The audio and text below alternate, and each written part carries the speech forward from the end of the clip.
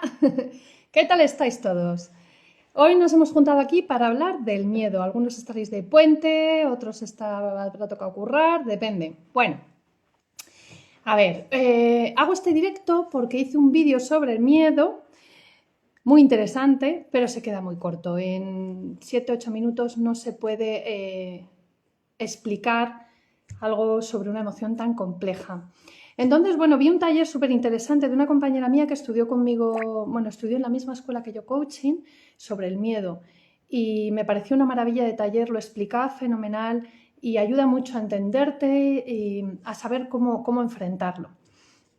Entonces, bueno, ella es Ana Sanz Pastor, ahora os la presentaré, no sé si está por aquí. Y bueno, en el vídeo yo decía que sentimos miedo cuando nos enfrentamos ante un reto y creemos que no tenemos las capacidades suficientes para llevarlo a cabo. Y entonces, en vez de verlo como un reto, empezamos a verlo como una amenaza y nos asustamos. Estas creencias, o sea, creo que no tengo las capacidades suficientes, puede ser real, puede ser que no las tengas, o no, pueden ser inconscientes, puede ser que sí las tengas, pero tus creencias limitantes te dicen, la vas a cagar. Luego también me he dado cuenta con la experiencia de que también está muy implicado en este miedo cómo enfrentamos el fracaso, cómo nos lo tomamos, cómo nos hablamos a nosotros mismos cuando fracasamos, cómo nos sentimos, esa relación que tenemos con nosotros, si nos sentimos culpables, si no, aquí también hay creencias y valores que han llegado a ser contravalores, que nos empiezan a limitar. El caso es que, bueno, el miedo es una emoción que paraliza mucho, nos impide tomar acción y necesitamos tomar acción. Otras veces, en una huida hacia adelante, tomamos acción de una manera no controlada. Nos hace tomar mucho el control, intentar tener mucho control sobre las situaciones. Y bueno, en general, cuando se va de madre, no nos permite tener una vida satisfactoria y limita bastante. Es de lo que más me encuentro en la consulta.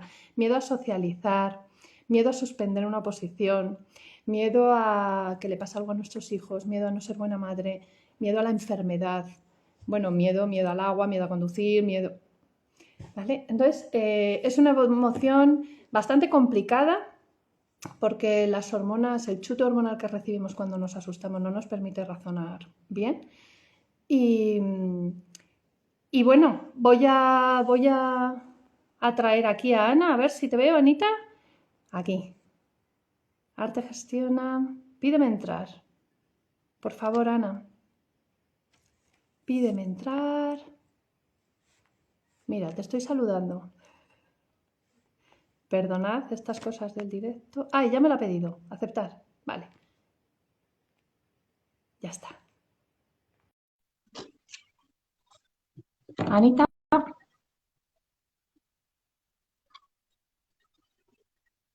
Sí, sí, te lo pedí hace mucho desde el principio. Voy a ver si me coloco ahí para que Me se me lío a vea. hablar. Ahora, ya, Me se me lío a ve. hablar, ¡Qué qué guapa bueno! estás. ¡Qué Bueno, bueno! Ana, ella es Ana Sanz Pastor, es coach personal y ejecutivo, es ¿Mm? experta en procesos empresariales, es que lo tengo que apuntar yo, procesos empresariales y de equipos, terapeuta de LNT, la nueva terapia, y fundadora de Arete Gestiona. Y como ¿Mm? digo, hiciste un taller súper interesante que está en YouTube, Sí, ahora nos dices cómo encontrarlo, que merece la ¿Mm? pena verlo. Y sobre ese taller yo le quiero hacer algunas preguntitas. Muy bien. Pues nada, Empezamos. toda tuya, Si toda tenéis tuya. alguna pregunta, yo voy mirando aquí abajito a ver si alguien nos hace alguna pregunta, ¿vale? Si se me Vale. pasa, por favor, me la repetís, que a veces se me pasa. Y vamos con ello. Ana, ¿podemos vivir sin miedo? Pues yo creo que no. Bueno, creo que no, sé que no, y sé que si nuestro organismo viene bien diseñado de serie, que es lo habitual, y no tenemos problemas neuronales, no podemos vivir sin miedo. Y afortunadamente es así. Yo sé que muchas veces nos gustaría protagonizar el cuento este de Juan sin miedo, cada uno con su Ana sin miedo, Rebeca sin miedo, cada uno con su nombre, pero afortunadamente, como digo, no es así. A ver, decía antes que si venimos bien de serie. Mira, desde que se empiezan a reportar casos de personas sin miedo, que existen, pero ahora veremos en qué condiciones, pues habrá como unos 400 personas que no son capaces de sentir miedo físicamente, con todo ese cóctel químico. del que hablabas tú antes, que se nos mete en la sangre y que nos hace tener todas esas reacciones. Bueno, pues estas 400 personas es una de estas enfermedades raras. Es un trastorno genético recesivo que se descubre allá por 1929, aproximadamente. Entonces, curiosamente lo descubren un dermatólogo y un otorrinolaringólogo. Entonces, estos dos señores, que es Eric Urbach y Camilo Viete, no sé bien cómo se pronuncia, bueno, tienen una serie de pacientes donde estos señores tienen como una especie de ulceraciones alrededor de los ojos, en la boca, que son como depósitos de proteínas y otra serie de sustancias, y a la vez se caracteriza por una voz ronca como muy peculiar. Entonces empiezan a ver qué está pasando y descubren y ponen nombre a su trastorno, que en el cromosoma 1 de los 23 pares de cromosomas que tenemos hay un gen muy concreto, un trocito de ese cromosoma, que es el IQ21, que es responsable de sintetizar una determinada proteína, que se llama ECM1. Bueno, pues en ausencia de esta proteína, parece ser que se empiezan como los vasos sanguíneos como a perder flexibilidad, empieza a haber esas calcificaciones que ellos descubrieron en esas ulceraciones, y se dan cuenta también en sus pacientes que han perdido la capacidad, esa capacidad que tenemos innata de reconocer las señales de amenaza en el rostro de las personas que tenemos enfrente, pues estos señores no la reconocen. Entonces resulta que los vasos sanguíneos que van a la amígdala, que casualmente es el centro del miedo y también del enfado, están endurecidos. Y un vaso sanguíneo, cuando se endurece, pierde la capacidad bueno, al final no llega la sangre a ese centro. Es como que su amígdala está inutilizada. Entonces, ¿qué ocurre? Que no son capaces, no tienen el centro sensor del miedo y de la alarma y de la alerta, con lo cual no sienten biológicamente miedo, es imposible. Así que no es posible, afortunadamente es así, y como toda emoción, lo que nos toca es aprender a gestionar esa emoción bien. Entonces, no es posible, Rebeca. Muy bien. ¿Qué información nos proporciona esta emoción? Yo he dicho que nos dice que crees que no tienes las capacidades suficientes para enfrentar un reto y empiezas a asustarte. Sin embargo, hay veces, pues eso, que paras y dices, pero si yo, yo conscientemente, yo lo razono y claro que tengo las capacidades para hacer esto. Por ejemplo, este directo. Si ya he hecho otro, si ha salido bien, si yo veo mis vídeos, si además qué más me da, pues si de la gente que te quiere, pues si la apicio se reirá y dirá, anda la red y ya está. Pero vas a empezar, le tengo que dar al botón de directo y es como, ¿qué pasa? ¿Por qué? ¿Qué información nos proporciona? Bueno, es una emoción, como tú bien has dicho antes, y como toda emoción, como todas esas que tenemos, la alegría, la tristeza y demás, primero informa de un cambio. Si no hay cambio, la emoción no existe, por propia definición de emoción. Con lo cual, nos está informando de que hay un cambio. Se está produciendo una situación determinada y yo hago una valoración que, como bien decías también al principio, la mayoría de las veces es inconsciente, donde no tengo recursos para abordar eso. Y eso, para mí, es una amenaza, ¿vale? Venimos diseñados para sobrevivir. Y además estamos diseñados por la supervivencia. Nuestros antecesores que murieron no pudieron transmitir genéticamente, no pudieron reproducirse, con lo cual aquel que salía el primero a enfrentarse con el mamut o con el animal que fuera para llevárselo a la cueva y murió, no pudo reproducirse, ¿vale? Con lo El que cual, corrió, sí. el que corrió sí, efectivamente. Entonces, Claro. nuestra función biológica, y más que nuestra, de nuestros genes, es sobrevivir. Y para ello han podido pasar información genética a aquellos que han sobrevivido, ¿vale? Por propia selección natural. Entonces, partiendo de esa base de que estoy diseñada para sobrevivir y por la supervivencia, y siempre teniendo en cuenta que mi organismo es un ahorrador de energía, que siempre vamos a invertir la menor energía posible, de ahí la automatización de nuestras respuestas, Partiendo de ahí, toda situación que amenace mi integridad de una u otra manera va a representar una amenaza. Y esa amenaza de mi integridad puede ser directa, y tú hablabas, por ejemplo, del fuego, del agua, de caernos, es decir, que directamente mi integridad física va a estar comprometida, o bien de manera indirecta. Y tenemos en cuenta que el ser humano primitivo que se reprodujo fue el que vivía en comunidad. Sin estar arropado por la comunidad, un ser humano primitivo es muy difícil que pudiera sobrevivir. Con lo cual, somos seres sociales, estamos preparados y venimos con otro software innato en nosotros para establecer conexiones sociales. Luego, si yo no establezco conexión social, es decir, si me rechazan, si no encajo en el grupo, si me expulsan, me dejan solo, me aíslan. Y aislado, indirectamente, mi supervivencia está comprometida. Con lo cual, todo lo que sea discrepar en un grupo, todo lo que sea hacer algo que no hace la mayoría, todo lo que sea poner en riesgo mi conexión social, me da miedo, a priori, de manera innata, ¿vale? Y debe de ser así porque estoy preparada para justo lo contrario, para no perder esa conexión social, ¿vale? Con lo cual, el saber la información que me da el miedo, y lo primero es que es emoción y que es una construcción y una interpretación mental que yo hago, ya me está dando, por una parte, una lectura muy interesante.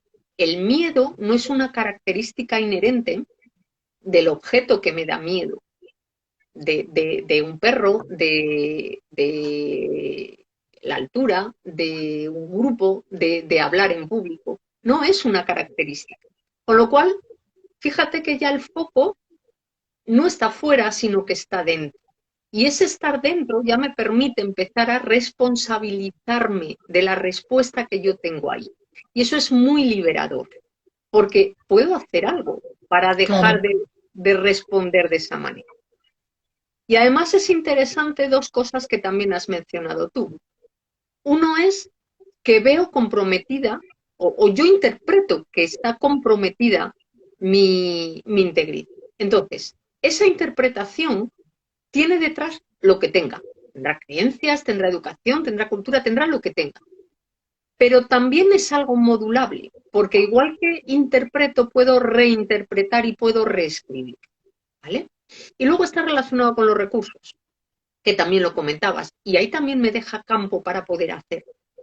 Porque haciendo un análisis desde mi adulto de los recursos que yo tengo, los recursos se pueden trabajar, se pueden entrenar, puedo aumentar competencia, me puedo formar, Sí. con lo cual es muy interesante toda esa información que da, y sobre todo es interesante devolverme el foco a mí, a cómo o qué puedo hacer yo para poder gestionar aquello de otra manera. Sí. Eh, Muchas veces sucede eso. A veces no somos, como lo digo, objetivos con nuestros recursos. Yo que soy muy optimista y muy de acción, yo me meto y luego digo, ay madre, Rebeca. Entonces está bien revisar esos recursos. Y otras veces yo me encuentro personas que están muy preparadas y aún así siguen teniendo miedo. Entonces ahí sí hay unas creencias limitantes, y también me he dado cuenta, que quería hablar de esto contigo, cuanto peor vivimos el fracaso cuando lo vemos como algo, cuando fracasamos y empezamos a hablarnos mal, a sentirnos, tú no eres capaz, no vas a ningún lado, así no vas, o se van a reír de ti, o te van a rechazar, o te van. Entonces nos asustamos. Muchas veces tenemos miedo de las consecuencias, o sea, y son personas muy preparadas. Pero las consecuencias ya no las reales, sino esa bronca que me voy a echar a mí mismo, esa sensación que voy a tener conmigo mismo, esa que viene de la relación que tienes contigo mismo, de las creencias sobre el fracaso, ¿no? Sí, vamos a ver, el fracaso tiene muchas, tiene mucha carga emocional asociada, ¿no? Cuando tú dices fracaso. Vivir algo como un fracaso es al final pasar la identidad, en lugar de tenerla al fracaso, al final la acabas teniendo tú. Entonces, eres tú el error, ¿vale? De Claro, alguna lo manera. personalizas, sí. Lo podemos vivir así. Me gusta mucho trabajando con culturas japonesas y en organizaciones que tienen implantados sistemas Lean y sistemas de gestión de Toyota, por ejemplo, hay una redefinición del fracaso tremendamente interesante. Fracaso-error, ¿vale? Es súper chulo cambiar el término error por el término resultado. Entonces, cuando yo hago ese cambio, es un cambio semántico, pero es un cambio donde le hemos quitado toda la carga emocional a lo que implica un error. Entonces, cuando yo hago un resultado o obtengo un resultado, lo que obtengo o lo que miro es, vale, yo quería obtener esto y resulta que he obtenido esto. Vale, entonces, ¿qué pasa? Bueno, pues mira, pasa que me falta todo este gap, todo este trocito para probar. Entonces, ¿qué hago? Vuelvo a lanzar. Y ahora llego aquí. Ah, vale, pues mira, resulta que es que si lanzo de esta manera, llego aquí, si lanzo de esta otra, llego al otro lado y me permite ir jugando e ir probando. ¿Mm? Entonces, realmente lo que obtenemos son resultados. Entonces, si yo le quito toda esa carga emocional, y normalmente esa carga emocional va asociado a que mi grupo me acepte, y vuelvo otra vez a esa necesidad de conexión social, yo puedo seguir probando. Y si puedo seguir probando, por propia reiteración, llegará un momento que acierte. Con lo cual, permito el aprendizaje. Y no hay culpa, no hay Claro. valoración. Entonces, no, vivirnos como, o vivir nuestros resultados como un error es hacernos un flaco favor a nosotros. Sí, una de las presuposiciones de la PNL es precisamente eso. No existen fracasos, solo resultados. Eso Y es, baja mucho la carga emocional. O llamar a una cosa problema o llamarla dificultad ya quita eso mucha es. carga emocional. Sí. Bueno, te Y quería luego, preguntar. espera un segundín, Rebeca, Sí. que me surge una idea interesante. Y luego es también, ¿dónde pongo yo mi identidad? O sea, si yo me estoy identificando, y lo hablabas el otro día con Gustavo en el directo que hicisteis con la pirámide de Dills. Si yo mi identidad la pongo en los resultados que obtengo, pues claro, o sea, soy mis resultados y me Claro. vivo como tal. Pero si tomamos conciencia de que no somos nuestros resultados, igual que no somos nuestras acciones, igual que no somos nuestras creencias, pues entonces aquello ya tiene otra dimensión. Claro. Sí, sí, total. Sí, estoy de acuerdo. También, como hemos sido tan educados en me enfoco en el error y te castigo por el error, ¿sabes? Ahí hay mucho de que viene desde muy... Pero bueno, que eso se puede reeducar y ya está, yo lo he hecho. Es una manera a ver, la culpa, que está muy relacionada con esto también, no deja de ser una herramienta de control social. Claro, sí. Bueno, te pregunto, Ana, Dime. ¿cuándo el miedo deja de ser una herramienta de protección? ¿Mm? Y comienza a limitarnos? O sea, ¿cuándo deja de ser bueno y empieza a limitarnos? ¿Cuándo ya más que protegernos lo que está es frenándonos para crecer? Pues depende un poquito también de lo que cada uno quiera hacer con su vida.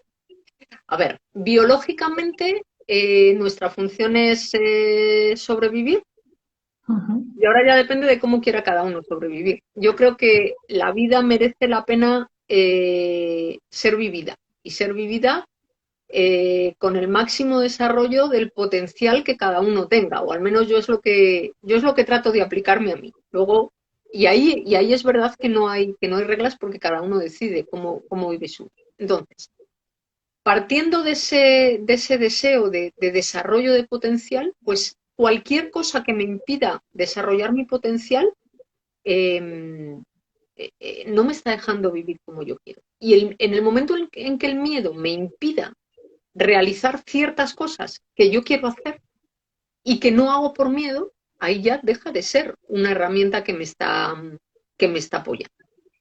¿Vale? Entonces, y luego también hay que tener en cuenta que el miedo me quita libertad, me quita libertad de respuesta, me impide responder como yo quiero a una determinada situación. Entonces, si quiero vivir libre y quiero vivir con el desarrollo máximo de mi potencialidad, pues no me queda más remedio que ponerme cara a cara al miedo, ver lo que me está diciendo y ponerme a trabajar ahí para poder desarrollarme como yo quiero desarrollarme. Ten en cuenta además también que cuando el miedo, no el miedo puntual a una determinada circunstancia, sino cuando llegamos a vivir ya en un estado o en una situación de alarma continua, que puede ser, por ejemplo, una situación de estrés, no deja de ser más que una situación de miedo 24 horas al día, 7 días a la semana, durante todas las semanas del año.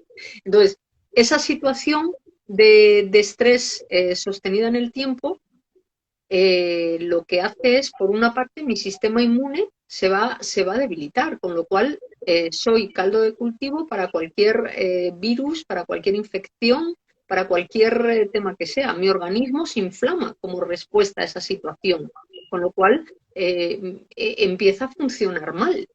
No me voy a sentir físicamente bien. En esas situaciones, mi confianza, mi seguridad en mí misma va a estar también minada.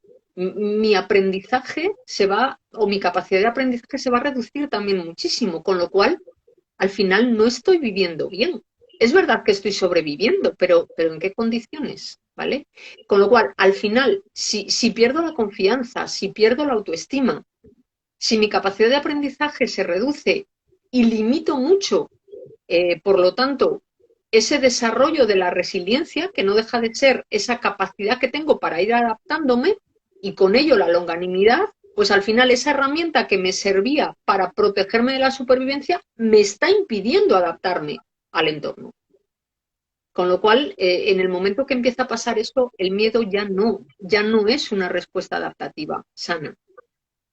¿Y qué sucede? ¿Por qué llega un momento en que la amígdala se vuelve loca y hay personas que viven con tanto miedo que muchas veces ni lo identifican siquiera? ¿Mm? Y están en una constante necesidad de controlar todo, de adelantarse al futuro para estar preparado para todo lo que venga, de que no ven nada más que todo lo terrible que va a pasar en el futuro. ¿Qué sucede ahí? ¿Qué ha pasado? A ver, mira, hay un psicólogo norteamericano que muere en mayo de este año, que se llama Jerome Kagam. Este señor, en el año, a principios de los años 70, de 1970 y algo, tiene una publicación muy interesante donde él habla que uno de los principales elementos motivadores del comportamiento humano es reducir la incertidumbre, ¿vale? El ser humano se lleva fatal con la incertidumbre. Ahora lo explicamos un poquito. No lo soportamos. Entonces, de ahí esa necesidad tan imperiosa de control, de saber. Me da igual de si es verdad o mentira, o si es cierto o no, pero yo tengo que tener las cosas controladas, yo tengo que tener planificación, yo tengo que saber lo que va a pasar, aunque luego pase justo al revés, pero tengo que saber, ¿vale? Bueno, pues este vector motivador del comportamiento humano que empieza a trabajar Jerome Kagam, eh, otro psicólogo, creo que es polaco, que se llama Ari Kruglansky o algo así. Luego, si hay alguien interesado, damos la referencia. Que este señor vive todavía, porque el anterior murió recientemente este año. Bueno, pues este segundo psicólogo polaco lo llama necesidad de cierre cognitivo, ¿vale? Entonces, la necesidad de cierre cognitivo es la necesidad que tiene una persona de cerrar incertidumbres, de tener todo control.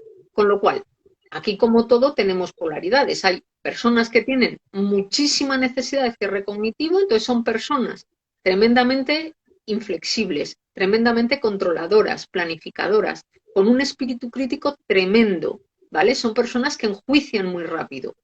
Fíjate que el juicio no deja de ser una herramienta de defensa frente al miedo. Claro. El miedo a la diferencia. claro.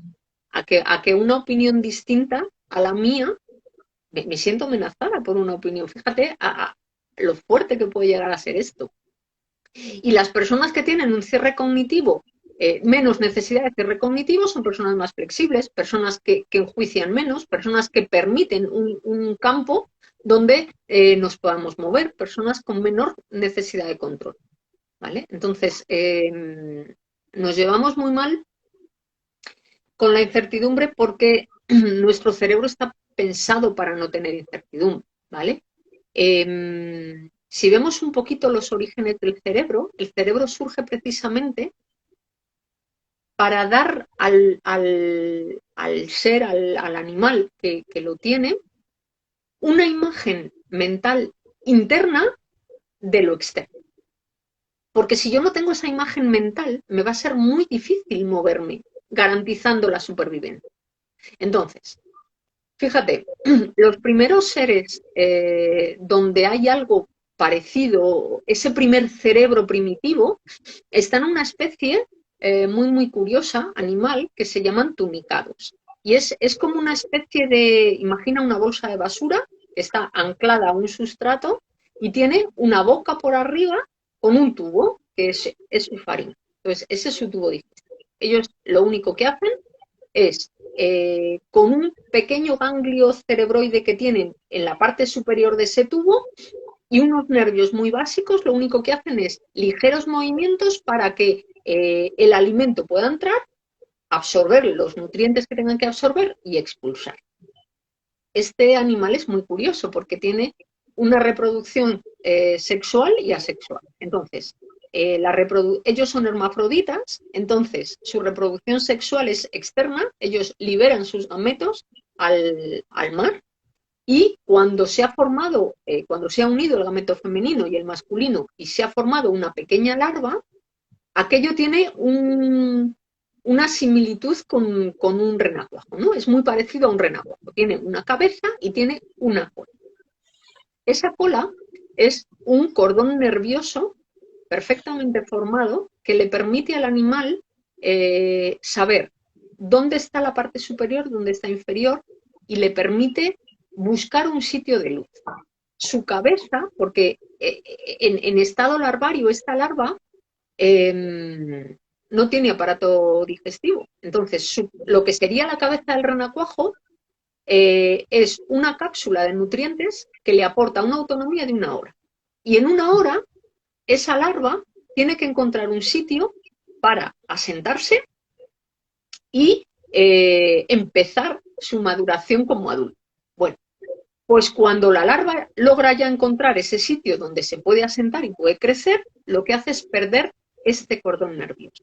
Entonces, mientras ha habido movimiento, mientras le ha permitido tener esa imagen, entendámonos, tal como la entendemos nosotros, esa imagen interna de lo externo, pues ha servido. Y cuando ya no la necesito, porque desarrollaré otros mecanismos, pero no necesito, porque me voy a quedar anclado, pierdo ese cordón nervioso. Luego, el cerebro está muy asociado al movimiento y me permite tener una imagen interna de lo externo. Y fíjate que una de las primeras cosas que yo hago cuando tengo miedo es paralizarme. La parálisis es muy sintomática del miedo. ¿Y por qué ocurre Mi esto? próxima pregunta era eso, ¿por qué nos paralizamos? Bueno, pues Sí, vamos dime. a tratar de dar respuesta. Nos paralizamos porque es la respuesta que en automático decreta mi cerebro, ¿vale? Partimos de que sin esa respuesta interna de lo que está ocurriendo, no me puedo mover, ¿vale? Entonces, ¿qué hace mi cerebro? El mecanismo instintivo del cerebro llega bueno, va del tálamo a la amígdala, de la amígdala hay una señal al hipotálamo y el hipotálamo lo primero que decreta es, decreta los parietales, que es la zona donde se controla el movimiento, parálisis. Entonces les dice, quietos, parados todo el mundo, ¿vale? Luego es una reacción inmediata, una orden inmediata de mi hipotálamo. Y a continuación habla con la hipófisis y le pide que desencadene todo ese cóctel químico que al final le corresponde a mis glándulas suprarrenales segregar. Pero lo primero es parálisis. Lo primero. Entonces, a partir de ahí luego ya decidiremos. Si me enfrento, lucho, o salgo corriendo. Pero primero, parálisis. Entonces, es la respuesta que tengo. Y es esa porque necesito una imagen interna de lo exterior. Por eso es tan importante, y a ti te habrá pasado seguramente, tener un objetivo en los procesos de coaching. Claro. Y no por el objetivo, que está fenomenal y luego lo conseguiré o no, ya veré. No por el objetivo, sino porque me mueve, me empuja a moverme. No puedo, si no tengo una imagen de dónde voy, es muy difícil moverse. Entonces necesito tener algo en la cabeza para poder moverme. Si no, no me muevo. Qué interesante, Ana. Vamos a ver. Nos han preguntado, ¿dónde entraría la intuición en el miedo? ¿Está relacionado? ¿Dónde entraría la intuición? Nos pregunta Eva Marí, ¿está relacionada la intuición? Sí, como estábamos hablando de cuando cuando empezamos a presuponer futuros para adelantarnos a todo lo que va a ir mal. Y claro, a veces sucede, a veces hemos tenido ahí una intuición. Imagino que va por ahí su pregunta. No lo sé. A ver, Yo tampoco. a priori, y ahora ya sí que pienso, voy diciendo cosas y vamos iniciando un diálogo. A mí se me ocurre que son tipos de conocimiento distintos. Yo la intuición creo que es un conocimiento no explorado, y habría mucho que hablar sobre eso, relacionado con algunos sentidos que no son los que nos enseñan en el cole, de vista, oído, ta. Entonces yo creo que está muy relacionado con la percepción que tenemos, relacionado con otro tipo de conocimiento que no siempre es racional. Y si yo tengo una percepción educada, probablemente las intuiciones que tengo, quiero decir, cuando digo educada digo no contaminada, ¿vale? De este conocimiento racional, pues probablemente sea una fuente de conocimiento tremendamente interesante y además real. Y el miedo es una emoción, con lo cual para mí son cosas diferentes a priori. Eso no significa que yo no pueda tener intuiciones que hagan que mi miedo aflore, ¿vale? Y Claro. es normal porque estoy accediendo a un conocimiento que me está diciendo esto puede tener alguna repercusión negativa o puede comprometerte de alguna manera, ¿vale? Entonces sí creo que hay intuiciones que pueden desencadenar el miedo como emoción, pero yo me quedo más con que para mí, o al menos para mí, la intuición es un tipo de conocimiento no racional muy interesante. Ya hablaremos y del inconsciente. Bueno, ¿de qué manera podemos producir cambios para que nuestra amígdala se relaje un poquito? Cuando detectamos que somos una persona que vivimos en estrés continuado, que tenemos ansiedad, que no dormimos bien, porque muchas veces, cuidado, que es que no entendemos que lo que nos pasa es que tenemos miedo. Es decir, que también quería preguntarte sobre esto. Muchas veces es difícil de detectar esta emoción. Tú lo que estás es nerviosa, tú lo que estás es enfadada, como me pasa a mí. O, ¿qué podemos hacer para que nuestra amígdala se relaje un poquito? Por cierto, perdóname, pero es que estoy en el pueblo y no tengo ni un reloj. Entonces, a las 7 nos cortan. Yo tengo ¿Tú tienes? idea, a ver, pues estamos como a 25 minutos. Perfecto, ¿Vale? Contrólalo tú, ¿vale? Porfa, Ana. Controlo, venga, sin problema. ¿Qué podemos hacer? ¿Qué podemos Cuando la hacer? amenaza no es real, claro, cuando nos damos cuenta de que las amenazas no son reales, de que nos estamos poniendo lo peor, nos estamos asustando antes de tiempo, chute hormonal y aquí y ahora ni corro ni huyo ni hago nada y esto me impide desarrollarme como me gustaría. El miedo tiene dos circuitos, ¿vale? Uno es el que hemos indicado, que es el que pasa directamente por la amígdala, que sería el circuito ultra rápido. Este circuito, digamos, innato, instintivo, que sería, bueno, explico un poquito cómo va el circuito del miedo para que lo podamos entender, sin entrar en grandes temas. Tenemos una central receptora que es el tálamo. El tálamo es nuestra central receptora de todos nuestros sentidos salvo el olfato, porque en el feto el olfato se desarrolla antes que el tálamo, con lo cual el olfato lleva otra vía. Fíjate que en las personas con Alzheimer lo último que pierden es el recuerdo de los olores. Entonces, el olor te transporta y en estas personas el olor queda ahí, ¿vale? Porque no está relacionado de modo general con la memoria y con todas las estructuras que lleva, porque se desarrolla antes. Bueno, al margen. El tálamo es la central receptora de la información que están captando nuestros sentidos continuamente. Entonces, el tálamo está hablando con la amígdala y la amígdala es un sensor para cualquier situación de alarma que tengamos, pues un ruido fuerte, un grito, cualquier cosa. Entonces, y esto es, o sea, yo no soy consciente de que estos procesos se están produciendo en mí, ¿vale? Entonces, tálamo-amígdala, la amígdala habla en cuanto nota una situación que puede representar una alarma, habla con el hipotálamo decreta parálisis y manda una orden a la hipófisis, que es la encargada de decirle a nuestras glándulas suprarrenales, a través de una hormona, que es la adrenocorticotropa, empieza a lanzar el cóctel químico que va a preparar el cuerpo o para huir o para atacar. Y se nos empiezan a desencadenar una serie de sensaciones físicas que sí que puedo notar, ¿vale? Que luego, si quieres, hablamos. Bien, y eso empieza a funcionar. Fíjate, este camino que es ultra rápido, en ratas se han medido como 12 milisegundos, desde que se produce cualquier situación que a la rata le puede resultar amenazante, hasta que su cuerpo empieza a prepararse para responder a esa amenaza, ¿vale? 12 milisegundos.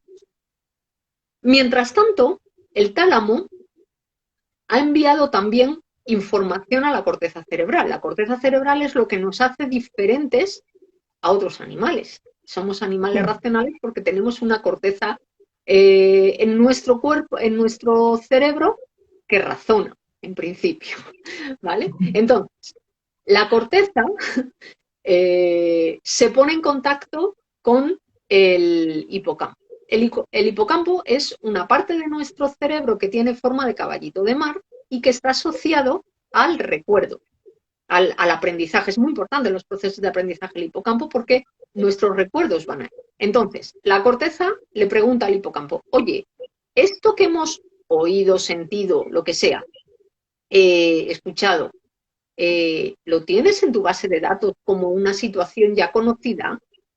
Entonces el hipocampo contesta y dice sí o no. Imagínate, de repente estamos trabajando tranquilamente y oyes un ruido o un grito. Lo primero es que te asustas, te pones en tensión y cuando ya reconoces esa situación, es decir, cuando mi hipocampo ya ha dicho, oye, no, que mira, ha sido yo que sé qué, ¿vale? O es el niño que está gritando o lo que sea y ya te relajas, pues ahí es cuando la corteza ha hablado con el hipocampo ha dicho que sí que reconoce esa situación y entonces lo que hace la corteza es dar una contraorden a la amígdala. Le dice, oye, todo ese cóctel que has enviado para preparar, modúlalo, reduce la agresividad de esa respuesta porque esta situación no es amenaza, ¿vale? Entonces, tengo dos circuitos, el ultra rápido y el más lento, que son 24 milisegundos frente a 12, ¿vale? O sea, es decir, dividimos un segundo en 1000 partes y me quedo con 12. Imagínate lo rápido o lento que puede ser eso, pero que en una situación de amenaza puede ser la diferencia entre vivir o morir. Bueno, pues este segundo circuito es el circuito que integra el aprendizaje y es el circuito que a mí me gusta llamar siempre de la emoción inteligente. Es decir, cuando a mi emoción le he dado la inteligencia que me es propia como animal racional, ¿vale? Entonces, ¿qué hace que este segundo circuito se active? Pues otra hormona que se llama serotonina. La serotonina es una hormona, es lo que llaman la hormona de la felicidad, es la hormona del bienestar, de la tranquilidad, de la templanza. Entonces, esto se ve mucho en organizaciones donde se respira, por ejemplo, el cortisol, y en organizaciones donde se respira serotonina. Las organizaciones del cortisol, a nada que ocurre, ya salta la chispa y se prepara lo que no está escrito. Y en organizaciones donde lo que impera es la serotonina, pues bueno, vale, espera, lo voy a preguntar, ¿vale? Entonces, la diferencia entre un estado de alarma pues, o un estado donde hay tranquilidad. Con lo cual es muy importante que mantengamos los niveles de serotonina en unos niveles óptimos. ¿Y cómo puedo hacer eso? Pues mira, por ejemplo, el ejercicio moderado. El ejercicio aeróbico moderado, paseos a una marcha ligerita pero asumible de unos 20 minutos, contribuye a que esos niveles de serotonina estén en niveles adecuados. La luz solar, hace que mis niveles de serotonina suban. La meditación, por ejemplo, también. La alimentación, y me explico. Para sintetizar serotonina yo necesito un aminoácido esencial que se llama triptófano. Los aminoácidos esenciales no los puedo fabricar, sino que tienen que proceder del exterior. Entonces, tomemos alimentos ricos en serotonina. ¿Quiénes lo tienen? Por ejemplo, el plátano, los huevos, que es un superalimento. Cacahuetes, ¿no? Cacahuetes, nueces. Cohetes, sí. Pipas, las pipas son muy, muy ricas también en triptófano. Entonces, cuidemos la alimentación para proporcionar esos aminoácidos esenciales que necesitamos. Entonces, por una parte, mantener la serotonina. Luego hay otro elemento que hace que la amígdala se reduzca y esa es la edad. Y ahí es que no nos queda más que sentarnos y esperar que nos llegue la edad de la templanza, ¿no?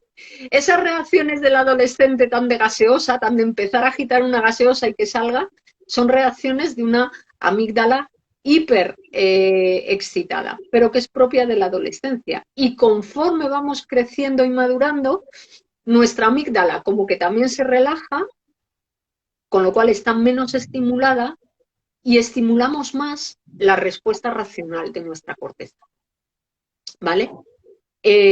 Bueno, de modo general yo creo que esas son como dos herramientas. Y luego, tomando conciencia ya de todo esto que nos pasa y sabiendo cómo son nuestros mecanismos, sí somos capaces de detectarnos cuando estamos en modo alarma. Entonces, todo lo que vaya a salir de ahí, ya sabemos que o bien es un ataque al otro o bien es una huida. Entonces, regalarse, yo creo que es regalarse 5 minutos donde puedes irte físicamente de esa situación que puedes hacer un par de minutos respirando profundamente, es decir, que baje todo ese nivel químico, porque al final es química, ese nivel de hormonas que están produciendo reacciones que yo no quiero tener, volver otra vez a mi centro, centrarme y desde ahí, cuando ya he puesto en funcionamiento mi corteza, dar la respuesta que quiero. ¿Vale? Regálate 5 minutos. Cuando detectes que la situación, no te hagas caso, regálate esos 5 minutos, apártate y permítete centrarte y desde ahí responder. Claro, sí, yo siempre digo, primero piensa qué emoción siento, es miedo, ¿vale? La acepto, ¿no? No aceptarla, dejarla estar. A mí me ayuda mucho ponerle un lugar en el cuerpo. ¿Dónde está? ¿Qué temperatura tiene? Y luego, vale, pues te dejo estar ahí, bola roja, caliente que siento en mi tripa, ¿no? Fíjate que las emociones tienen la capacidad, a ver, a las emociones yo creo que les pasa como a todos, lo que queremos es que nos miren. Entonces, cuando tú miras la emoción y la acoges, no la rechazas, no te peleas, pues siento miedo. Eso es. La acojo, pero igual que nos pasa a los demás, hay una diferencia bárbara cuando alguien te mira, te reconoce, te da tu lugar y te acoge. Y a partir de ahí todo es mucho más fácil. Entonces, en el momento que tú acoges a una emoción, la emoción va a desaparecer, porque lo único que quiere es que la veas.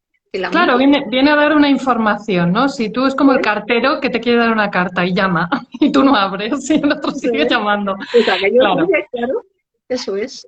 Sí. Bueno, muy bien.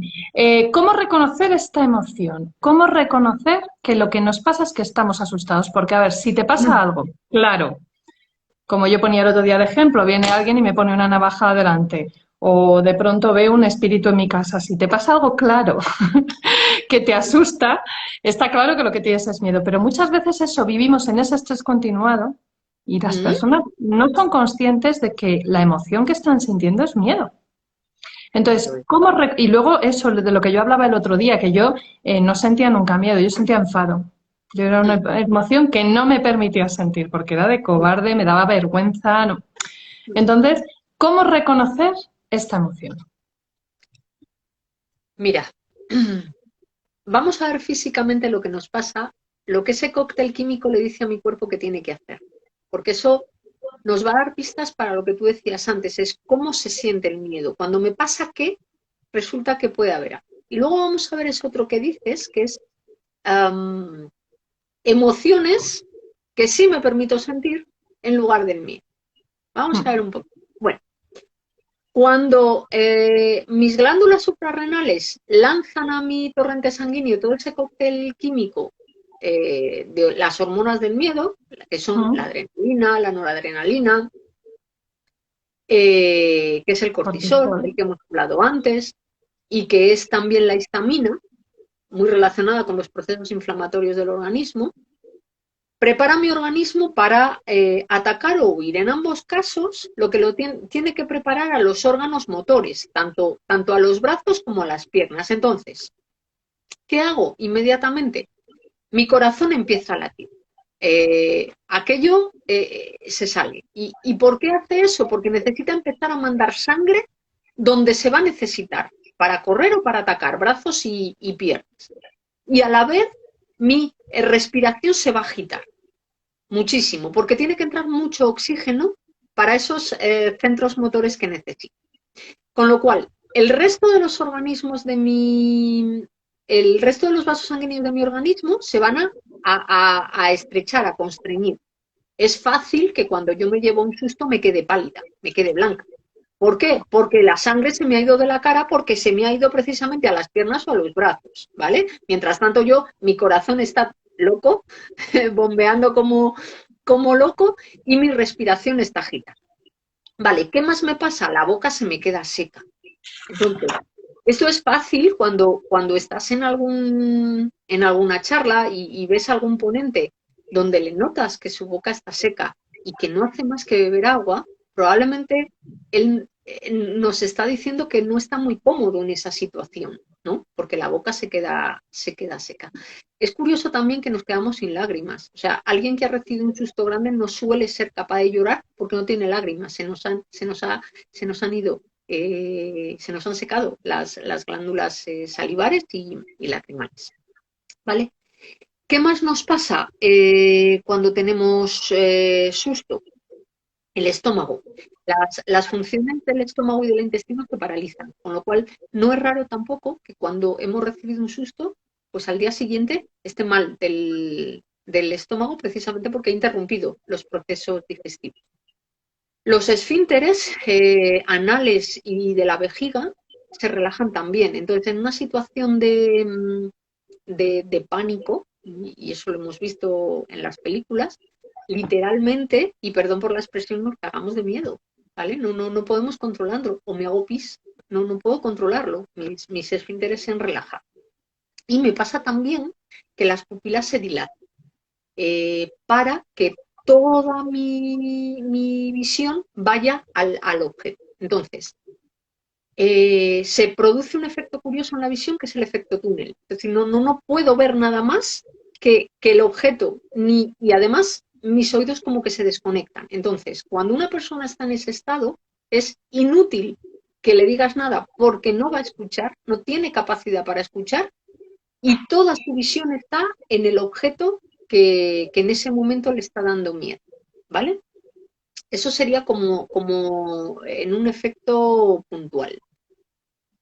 Si esa situación, como decíamos antes, se extiende en el tiempo y ahí aparece el cortisol, pues bueno, aparte de, como decíamos antes, sistema inmunológico deficitario, pérdida de aprendizaje, etcétera, etcétera, el cortisol además está muy relacionado o hace que el hipocampo se inhiba. El hipocampo, hemos hablado de que está relacionado con la memoria, no es raro que las personas que viven esta situación de susto constante, de alarma constante, que tengan lapsus de memoria donde no recuerdan, no son capaces de saber qué han hecho o qué ha pasado, ¿vale? Entonces empiezan a olvidar conversaciones, no son capaces. Y, y a la vez nos hace, y esto es muy curioso, que contextos o situaciones donde antes yo me sentía cómoda y relajada, las empiece a ver como amenazantes. Entonces empiezo a sentirme incómoda en sitios donde antes yo me sentía cómoda, ¿vale? Pero eso ya sería una situación sostenida en el tiempo, ¿vale? ¿El Además, sueño también, Ana? el sueño, pues probablemente también, sí, probablemente también. Fíjate que si empiezo, a ver, el sueño está muy relacionado también con la serotonina, ¿vale? Dormir bien hace que produzca serotonina o que mis niveles de serotonina estén adecuados. Si no duermo bien, la serotonina ya no está adecuada, ya empieza a descompensarse todo el sistema hormonal, ¿vale? Por supuesto que sí, ¿vale? Y otros síntomas, cómo actuamos, la preocupación excesiva, Eso es, estar siempre sí. adelantándonos al futuro, ese tipo de cosas. Cuéntame. Vale. Pues mira, todo esto es una manera de retrasar la acción, de alguna manera. Entonces, cuando yo estoy en una situación, eso que llamamos la parálisis por análisis, cuando, que más bien es al revés, o sea, el El análisis, el análisis que contraanálisis, paraliza. efectivamente, pero no es que paralice, es que yo ya estoy parada y estoy parada porque no tengo esa imagen interna de a dónde voy, ¿vale? Entonces, estas planificaciones y replanificaciones que muchas veces tenemos en las organizaciones donde dices, pero bueno, si es que lo que hace falta es ponerse a funcionar y luego ya iré viendo qué es lo que pasa con la planificación. Bueno, pues este demorar la acción es típico de que me falta una imagen interna de ese exterior al que yo quiero ir, con lo cual, miedo, ¿vale? Las excusas, el no encontrar nunca el momento, el culpabilizar, es que fíjate, me falta esto porque esto es culpa de fulanito, de menganito, de fulanito, ¿vale? Siguen siendo excusas para no moverme, ¿vale? Esto me Es muy recuerda mucho al síndrome, al rol del victimista, ¿no?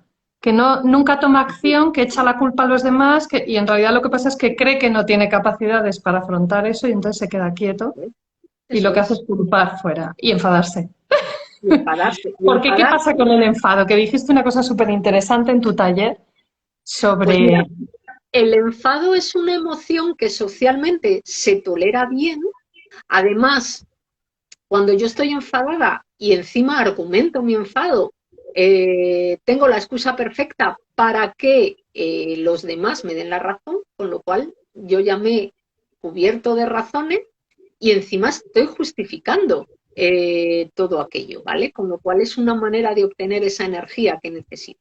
El enfado me permite también liberar físicamente todo ese cóctel químico que genera mucha tensión en el organismo. Cuando una persona está muy tensa por miedo, claro, tiene que liberar todo eso. Y el enfado me da la energía que necesito para liberar todo eso. Con lo Baja el cual, cortisol, ¿no? Con el enfado.